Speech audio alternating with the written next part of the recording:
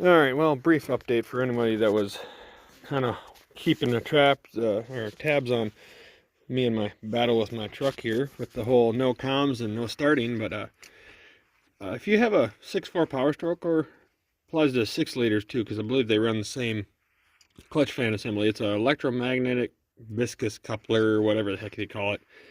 And well, if the electromagnet internally shorts, it's controlled by the PCM. So there's wires here that go right back to the PCM over there, in my case. And it was causing no comms and a no crank, no start.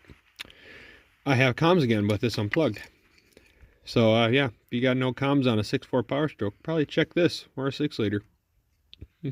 Hopefully that helps somebody.